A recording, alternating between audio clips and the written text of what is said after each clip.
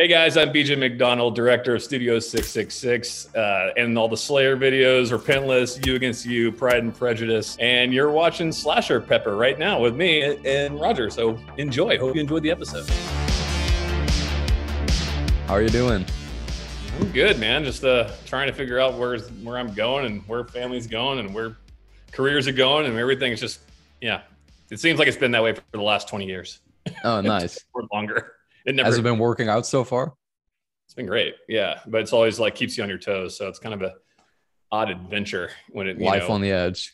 Well, it's like when you're freelance, you don't have a boss. You're always like, where am I going? What am I doing? So it's a weird business. Oh yeah, it's actually pretty relatable for me. I just got my college degree in video design, so no. Right now I'm trying to start up my own company, kind of doing freelance stuff like filming weddings and for like companies and stuff, but I'm also trying to get overseas and work on feature films and stuff. So, but it's been quite a ride too. I'm actually that's really relatable now that you say that. Yeah. Well, don't let it scare you. That's the main thing. A lot of people that I know that were trying to get into the film business, they can't seem to comprehend the whole, not going to a 9-to-5 job or not having your own boss, having a boss that you go report to every single day. Yeah. Thing about this business is like once you get established and you get going in, you have relationships. This is really kind of where you're going to get hired the most is right. People you've already met, how people like to work with you, how personable you are. Skills one, it's great to have skill, but I'll tell you what, a lot of people actually are going to hire you more, strangely enough, on if you're not a pain in the butt to work with or you're fun to work with or things like that, which I always try to like make that my motto. Like, we're all making movies. So why be crabby and why be a bummer to work with? Right. And just try to have fun and laugh about it. We're making entertainment. We're not rocket scientists or, we're not healing cancer. Right. We're healing cancer. Yeah, that would be great. That would be awesome. Yeah. Right. And well, to go back to an earlier project, I mean, you already pointed out I'm rocking the shirt. What was it like doing that Slayer Repentless Killogy? It's funny because it only started with one video, and I don't know if you heard any other interviews I've done about it, but it was really when Slayer was putting out the Repentless album, they were just kind of like we want a horror director or somebody like that to do this movie. So Nuclear Blast Records, they started interviewing different horror directors to try to like see what their takes were on it. And a lot of people came in, they were like, oh, we'll use a bunch of stock footage and all this blah, blah, blah. And I came in and I said, guys, I love this band Slayer. I've always loved them. But I don't think they've ever had a really true video that really says this is a Slayer video, Right. Cool videos. Don't get me wrong. I enjoy them, but they never spoke to me in a way where it's like, okay, if I'm listening to Slayer, I want to see like this, like the pyramids and all that stuff is so cool. I love that.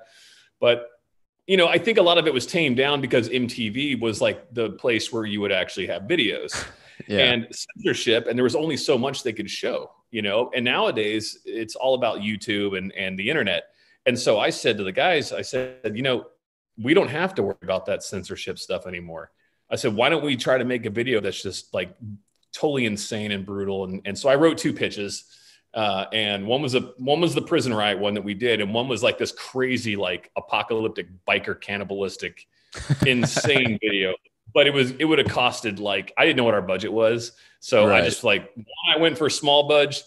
The biker crazy post-apocalyptic one was like majorly like a high budget video. So they liked both, but when I came to find out like what our budget was, like we're gonna do the prison one. Yeah. So the prison one happened, and we got that, and then the album came out. The Repentless prison video dropped the same day that the album did on September 11th.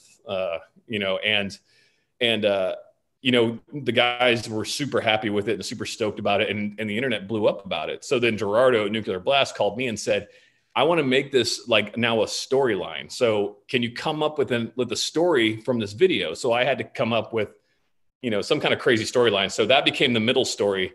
And then You Against You became the first story. Right. And then Pride and Prejudice then became the last story. And so that's how those videos came to be. And the guys were so cool to work with. They were so into it. And like, asking Slayer, like the locations were terrible for them to come to. First of all, the prison was like 110 degrees and they sat out there all day. Yeah. Just sweating. And we were just playing and jamming. But they were like, every time we were like, all right, we got to do another take, a new one, or we're going to do a close up on this. Or, you know, they were like, let's go. Super happy with that. Then I was like, all right, guys. So now we're going to go out to the desert to an airplane graveyard, but it was freezing cold out there and the wind was howling. Right. So they were freezing and it was gnarly, but they were troopers. They did not complain. And then the last time, then we went up to the mountains in the snow and like none of them had like the right gear on. Like they were like freezing cold, but they still, I mean, it was like a disastrous day trying to do that video. We barely made that because we couldn't get gear up the mountain. Like the roads were treacherous. There's a huge car wreck. We almost lost all Slayer's gear off a cliff because the truck lost its footing. No. You know, and so when we got the band there, you know, there was all sorts of problems, but we just got him in there and I had a nice techno crane. We shot the whole thing, but they were freezing cold, but they were troopers again. Super cool guys. So then all that was done. And then Gerardo was like, you know, we got to start getting ready for the next album. So we were going to make like sort of like a trailer for Slayer's next album after the Repentless album. So we shot all those bits that we had our character in, kind of killing off a bunch of people chasing this guy named Luther. It was supposed to be a very quick thing. And then as we had already shot it, we're sitting there editing this thing together. It was going to be a lot shorter. And Slayer called it quits. I saw a video. It's like Slayer's last show. And I was like, oh, what are we going to do? So strangely, to salvage what we already paid for and shot, then we made a live concert and then we just took a bunch of the footage. We extended it a little bit and then we put that. And that is how the Repentless Killogy came to be. It wasn't supposed to be a movie. It wasn't supposed to be a movie. It was supposed to be a trailer to like leading up to more music videos. Right. But hey, it was fun. Yeah, for sure. Do you know, like, did you have any ideas already about what could have come next? Yeah, I was going to go further along with Trejo's character and with Jason Trost's character, Wyatt, and we were going to go deeper into this whole thing where he was like more on basically on another path to basically kill off all the Nazi group that he was in, that he like defected from because he had this wife and kid that were, happening and that they got killed. And he was like basically on this crazy mission. He was going to go like into like even more like crazy stuff. Like we're going to go from like that whole like awful Nazi crap and go like to like Nazi Satanists, to like going into more culty kind of stuff, to where it gets more and more darker and darker as the trail was going to let us go. That was my initial plan on where that was going to go. And then Slayer decided to disband. So right. Sadly, we'll never see those again. We won't see those. Who knows? Maybe Motley, they'll pull a Motley Crew. I hope so. That'd be cool. I love that band. So wasn't there talks that they would do like studio albums still? I don't think they're going to do anything. Yeah. I don't see that happening, or I don't see much going on there. I know Kerry King, I've talked to him still quite a bit, and I still talk to Gary Holt a bit. And Kerry's, I know that he's got his own, he's written a bunch of new songs, and he's trying to get a whole new band together. Gary Holt went back to Exodus, so he's been doing his thing with Exodus, right, which is great. I haven't talked to Tom Araya, and I haven't talked to Plo Staff, and I don't know what's going on with them. I know Tom lives in Texas, and I haven't spoken to him. He's a great guy. I haven't really been able to. I haven't talked to him in a long time. So, right. Who knows? I don't know. I mean, anything's possible. We've seen how bands are like, never again, and they're like, here we go again. Like the Misfits, for instance. Like, I was so bummed because I never got to see the Misfits as a kid with Glenn Danzig singing for him. Yeah, and I was, and next thing I know, they're doing like a couple shows, and I went to that first show at the Forum that they did, and it was like the best punk rock show in the biggest cool. Music venue. It was so cool. Yeah. And like seeing Glenn Danzig up there, like with the Misfits, and it was just so, it was like the kid in me was like so pumped about that. So right. Excited I about bet. That show. Yeah, it was cool. I think Glenn Danzig lost his voice like after the second song, but the guy kept going for it, Right. And it was pretty cool. Yeah, for sure. I bet. So we'll see. Who knows? I mean, Kiss is returning like 6 times already, so why can't they like return one time? Yeah, I mean, for real. Yeah, it's like Kiss, we're breaking up, and then they, go, no, we're back, and it's like they've been back since I was in high school, and that was a long time ago. Right. I'm in my little rascal driving around. And then what was it like working with the Foo Fighters on Studio 666? Those guys are like the coolest. They were like so inviting and so nice. They treated me like I was like one of their friends from kindergarten. It was like one of the better experiences out of all the years I've been in the film business of like working on a set, and not just for me, but for like the crew around me. Just the vibe was so good. And everybody made it fun. And that was the best part about it, because what we were setting out to do when we made Studio 666 was a fun movie. We were trying to make a band film, because of the Foo Fighters. We were trying to make an homage to the Beatles or the Monkees and things like that. And all the kills that we did in the movie are supposed to be super stupid and hilarious. And like, so you can laugh at it, not go, oh my God, Right. Like for people that are like hanging out, having fun, party movie, and just having a good time with it. And we set out and made it, and we made it how we wanted it. And so right. It's the best. And the guys are the best. Everybody's laughing the whole time. I couldn't ask for a better experience than working on that film. Yeah, and you can definitely tell in the end result, I feel, because it's such a fun movie. I totally think you guys, that work really paid off, and it's such a blast of a movie. Yeah. I'm a huge fan of like all the cheesy 80s horror movies. And Me too. You can definitely see the influence. And I just love that. And especially some of the behind the scenes stuff you've posted with all the practical effects, I think is so cool, because there's so much you guys could have done much faster in post-production, like just with CGI, but the practical effects are just so much better. Yeah. And that was the big decision from the get-go, was that we didn't like, if we're going to do an homage to those kind of movies, if we're going to do something that actually relates back to like the 80s films, then we have to actually make sure that we're doing it right. And I'm a huge fan of practical effects, but I'm not opposed to enhancing with some CGI, like making some people are like, oh, CGI, no. I'm like, whatever, dude. It's like, if it looks cool and it works out or it enhances things, then exactly. You do it. Yeah. I think I've made an example a couple times before, but I added these shadow people that were basically the cursed spirits of Dream Widow in the movie. And we literally had people in pitch black outfits with pitch black masks with red LED lights for eyes. And people could barely see in these things.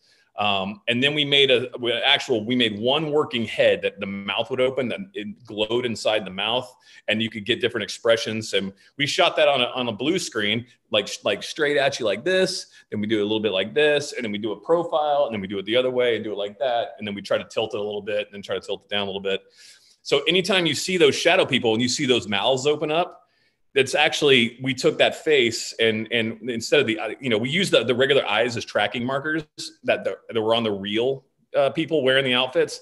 And we used that to put in the mask that we shot practically. So we would use the mouth movements and use that face of the mask, the lower jaw of it, and put those on all the shadow people. So anytime you see the shadow people, those mouths aren't CGI. Those are actually, they were shot practically. They were just put on bodies because we didn't have money to make like all of them creatures with working mouths and things. That's kind of how you had to skip around it. Yeah. And that's really that's kind of the enhancement we did. There's really not a lot of CG in the movie other than a lot of wire. We painted out a lot of wires, and there's a couple things like little spirity things we did. Even the ghosts in the pool, we shot all that practically in a pool. Like we through a glass, just like they did in old school Raiders of the Lost Ark. They made a puppet with a bunch of like stuff, and we had a puppeteer, and he would do that. We'd shoot each frame after the movie was edited to where these ghosts would want to go. Like when they came out of his mouth, they'd come out and curve this way, and they'd curve that way, or what would just kind of cruise out that way. And so we actually did frame by frame, and then the guys would put them in the movie and then add a little CG to let things trail off of them. So it's all practical or just enhancement. Yeah. I feel like that usually works best when it's just a combination of practical effects and CGI. Yeah. I guess it's a cliche to say that nowadays. I know, right? But it's, even the chainsaw scene, I have had some people be like, oh man, that CG blood was so stupid. I'm like, bro, that chainsaw scene, the only thing that was ever CG'd was painting out the wires holding up Rami's body. Right. That's it. The rest was all the blood was practical. And that was a lot. So cool. Yeah, I bet. Yep. It was nuts. And then you also just worked on the new Salem's Lot movie. And what was that like doing that movie? I always, when people ask me these questions, it's always, there's these group of people that I love to work with, and it's James Wan's company, and it's Atomic Monster, and it's like Michael Clear and Gary Doberman, Judson Scott, and Mike Burgess, who's been shooting the movies, Maxime Alexandra, who did a couple of movies with them, and it's like this, it's kind of like a family. The AD's JP Wetzel, he's a good buddy. And it's kind of like when they make a cool movie and we all on that, we all get to come together, and it's like buddies, like hanging out, like, doing The Nun, doing 2, Annabelle 3. I did those. I did the New Salem's Lot. It's been great. The last Conjuring I did, Conjuring 3, same thing, same people. So it's always like a nice, fun family vibe whenever we're doing those films together. And you always want that when you're working. That goes back to us before you start recording, talking about how it's great whenever this business is more related towards not only skill, but also toward friendships and how much fun to work with. Right. Yeah, for sure. Because I mean, that's what, at the end of the day, what it comes down to, you got to spend 12, 15, 16 hours a day with people. You want to be able to make sure that you can at least smile a couple times. Yeah. Be like, that guy. The Salem's Lot's going to be rad. I can't talk much about it. Right, I bet. I'm excited for everyone to see what we did and what Gary did. Gary Doberman, who wrote and directed it, he's great to work with. He's just like, he's a total homeboy, and he's great. So it's exciting. Awesome. Really cool. Real excited for that then. Yeah, me too. And here's a more philosophical question. If you ruled the world, what would it look like? Oh, wow. Geez, I never thought about that. If I ruled the world, what it would look like? Well, I would, I'd hope that everybody be stoked and happy and everybody's having a good time in life. Maybe water parks everywhere. I don't know. I don't know.